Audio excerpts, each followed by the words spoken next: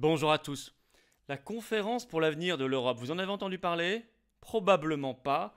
Pourtant, elle vient de rendre ses propositions. Je vous mettrai d'ailleurs le lien vers son document sous la vidéo en description. Et ce serait un coup de tonnerre. D'ailleurs, le Parlement européen s'en est immédiatement saisi, il veut modifier les traités, etc. C'était voulu par Macron. Macron en parlera dans un discours le 9 mai. À Strasbourg, je vais tout vous expliquer, mais vous auriez la fin du droit de veto des États sur certains sujets, notamment la politique étrangère. Vous auriez des forces armées communes pour l'Union européenne. Vous auriez des listes transnationales. Vous auriez même le vote par correspondance généralisé. Vous auriez la santé livrée à l'Union européenne, donc on sait bien à qui. Bref, etc. Je vais tout vous expliquer. Il faut en parler. Et c'est extraordinaire, enfin on n'est pas surpris que les grands médias français n'en parlent pas ou quasiment si peu. Voilà, je vais tout vous expliquer. Mais je vais vous dire, pour moi, tout ça, c'est du carburant pour sortir de l'Union européenne. C'est du carburant pour convaincre nos compatriotes du Frexit, sachant qu'on est déjà un des pays, selon l'Eurobaromètre, les plus convaincus de l'Union européenne, où on a progressé le plus vers le Frexit. Eh bien, moi, je suis persuadé que ça va précipiter ce chemin. Nous allons en parler dans un instant, bien évidemment. N'oubliez pas de vous abonner à cette chaîne. Je vous le dis et vous le redis, parce qu'il y a à peu près une personne sur trois qui regarde régulièrement ces vidéos et je les en remercie. Et je remercie tous ceux qui sont déjà abonnés.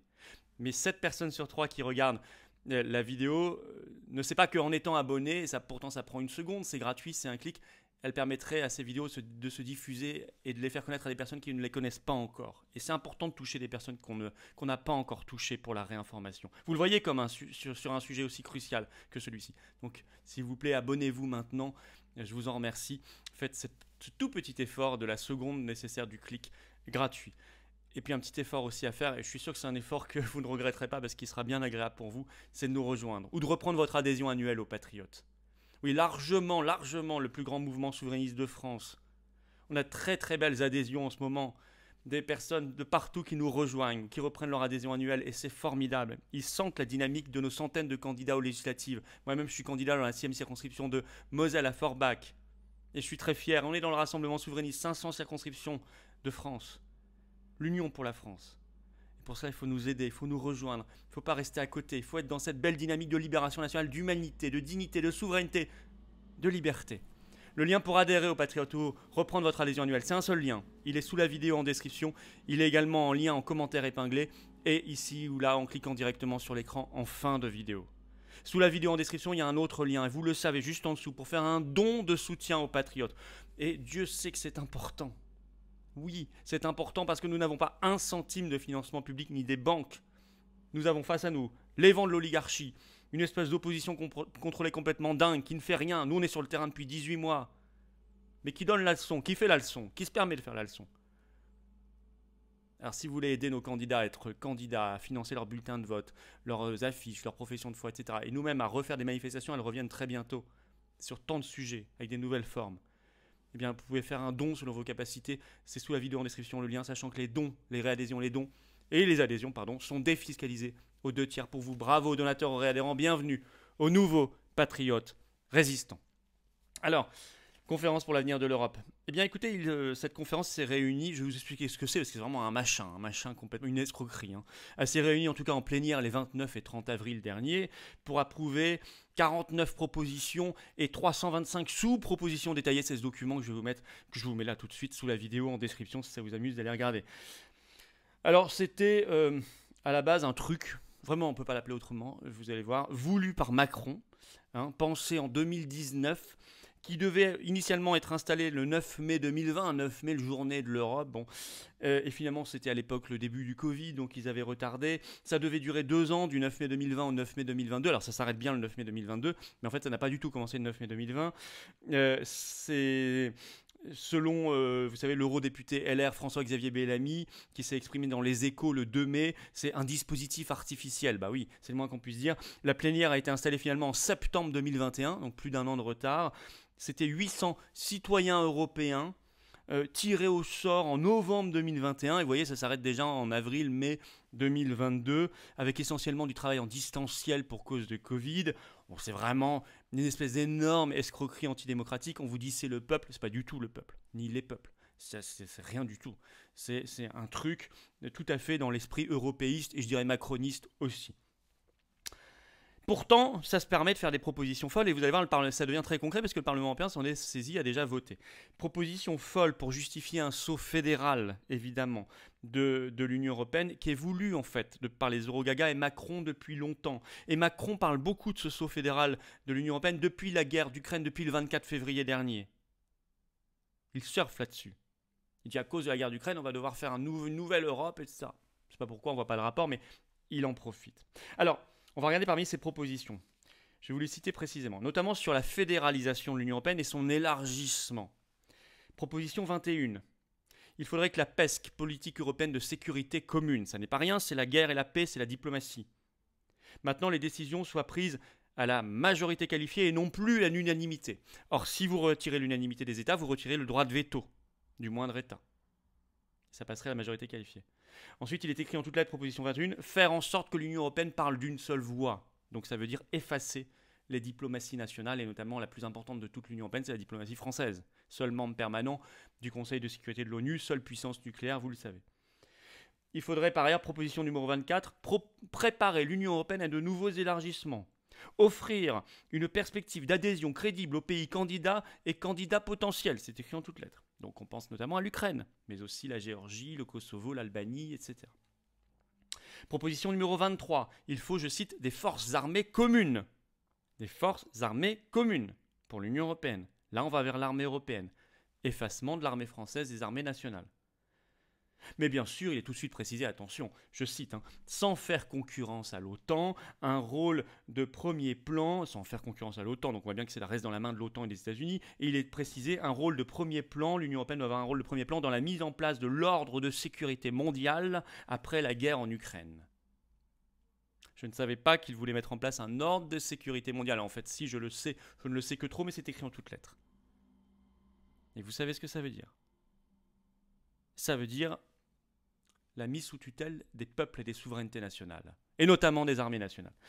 Sur la santé, proposition numéro 10, je cite, « Renforcer l'Union européenne de la santé et inclure la santé et les soins de santé parmi les compétences partagées entre l'Union et les États membres. » C'est-à-dire donner la santé, qui est aujourd'hui normalement une compétence des États, à l'Union européenne, c'est-à-dire derrière les grands labos. On sait bien les scandales entre Pfizer ou Gilead, et notamment Ursula von der Leyen, la présidente de la Commission européenne.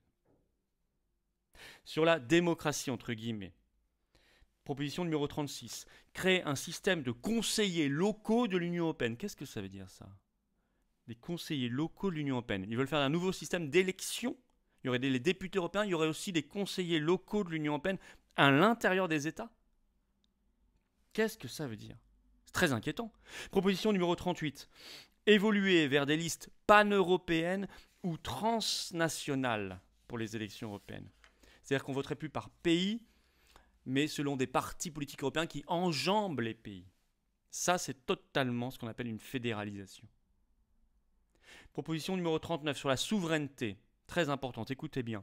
Toutes les décisions actuellement prises à l'unanimité devraient, à l'avenir, être adoptées à la majorité qualifiée. Donc, fin du droit de veto sur les seuls sujets, il reste encore l'unanimité. Ainsi, il propose en même temps, et c'est très symbolique, je cite, de renommer le Conseil de l'Union européenne en Sénat de l'Union. Ça vous fait penser aux États-Unis qui a un Sénat. Et la Commission européenne serait rebaptisée en Commission exécutive de l'Union. Bientôt, ils diront gouvernement. C'est le but, exécutive. Bon. Alors, sur la propagande et même la rééducation, c'est quand même incroyable. Proposition numéro 41, je vous la lis, vous allez voir. Intensifier les efforts pour informer et éduquer les citoyens des États membres sur les questions liées à la migration et à l'intégration. Donc on va, si vous pensez mal sur ces sujets-là de migration et d'intégration, on va vous éduquer. C'est écrit en toutes lettres. Alors généralement, la rééducation, c'est les pires dictatures, les pires régimes totalitaires. On y est. Tout ça n'est pas exhaustif, amusez-vous, c'est le lien, et je vous le rappelle, est sous la vidéo en description de ce document. Si ça vous amuse, allez parcourir les autres propositions. Mais enfin, vous comprenez la vision d'ensemble, elle est très cohérente. C'est le saut fédéral, c'est d'effacer les nations, les peuples, les souverainetés populaires et nationales. Effacer la France, en ce qui nous concerne. Alors tout de suite, les Eurogagas ont sauté sur leur chaise de bonheur. On peut citer par exemple M. Guy Verhofstadt, inénarrable, pour ceux qui connaissent. Mais le Parlement européen, de manière très, très concrète, s'en est saisi. Ils en ont profité. Le 9 mai à Strasbourg, Emmanuel Macron, donc, je vous l'ai dit, fera un discours pour dire ce qu'il veut reprendre de toutes ces propositions. Donc, c'est très sérieux tout ça, attention, il ne faut pas le prendre à la légère. Hein. Et ce 3 mai, le Parlement européen a voté déjà pour la mise en place de listes transnationales aux élections européennes et la généralisation du vote par correspondance, qui pour l'instant est strictement interdit en France. Là, ce serait déjà pour les élections européennes, mais vous imaginez qu'ensuite, ça pourrait grignoter à toutes les élections. C'est celui-ci, avec les votes Dominion sur machine, qui a mené, vous savez, à 2020, élection présidentielle, avec tout ce qui s'est passé, j'en ai fait des vidéos, aux États-Unis. Il faut être radicalement contre. On a toujours combattu cela. Par ailleurs, le 4 mai, le Parlement européen a adopté une résolution soutenant la démarche de cette conférence sur l'avenir de l'Europe, qui demande, la résolution, je cite, une révision des traités européens pour mettre en œuvre ces propositions avec fin du veto du Conseil, du droit de veto des États, qui existe sur certains sujets. Tout ça ne doit donc pas être pris à la légère. Mais moi je vous dis, tout cela arrive en conclusion, à contre-temps bien sûr du Brexit, où un pays a quitté l'Union européenne, un pays important, à contre-temps du souhait des peuples. Dans la dernière livraison de sondage de l'Eurobaromètre, la France est devenue le pays qui a le moins confiance dans l'Union européenne. 27 sur 27, et c'est très bien. On voit des critiques en légitimité de plus en plus nombreuses contre Ursula von der Leyen, par exemple, quand elle dit qu'il faut faire un embargo sur le pétrole russe, ou quand elle ferme des chaînes de télévision, RT, Sputnik. On lui dit mais de quel droit, ou qu'elle livre des armes à l'Ukraine pour 500 millions d'euros. De quel droit? Montrez-nous plutôt vos textos échangés avec le PDG de Pfizer, M. Bourla. Tout ça va à contre-temps, ça ressemble à une fuite en avant en fait. Et vous savez, les fuites en avant, ça peut entraîner une désintégration et une explosion générale du machin. C'est pour cela que face à cela, pas de demi-mesure. Il faut y opposer d'un bloc le Frexit. D'un bloc le Frexit. Et dans d'autres pays de l'Union européenne, ils vont avoir, et ils ont la même stratégie. Ça prend tellement à rebrousse-poil l'évolution de l'opinion publique que finalement, ça peut nous aider à désintégrer tout ça, au bénéfice des souverainetés nationales et populaires, au bénéfice de la liberté, de la souveraineté, nos grandes valeurs, nos belles valeurs. Voilà ce que je voulais vous dire aujourd'hui. Faites circuler ces vidéos, notamment en vous abonnant à cette chaîne YouTube. Un clic, une seconde. Je parle à tous ceux qui regardent régulièrement ces vidéos et je les en remercie, mais qui ne sont pas encore abonnés. Faites-le maintenant, un clic, une seconde, et c'est gratuit. Venez aux Patriotes. Venez aux Patriotes. Rejoignez cette dynamique populaire extraordinaire du plus grand mouvement souverainiste de France qui résiste sur le terrain, qui a des centaines de candidats aux législatives, qui se présentent contre vents et marées, contre l'oligarchie et la fausse opposition qu'elle utilise. Eh bien, nous, on est là d'un bloc et on travaille au rassemblement souverainiste inlassablement. Et là, on le fait concrètement aux législatives.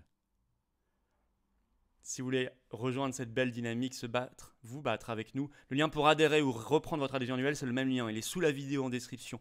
Il est également en lien en commentaire épinglé et ici ou dans quelques secondes en cliquant directement sur l'écran. Sous la vidéo en description, un lien également pour faire un don de soutien en patriote. Ça aide nos candidats aux législatives, on en a par centaines.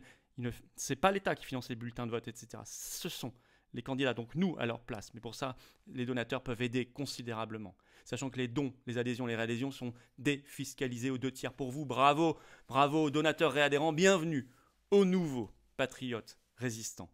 Courage, vive la France.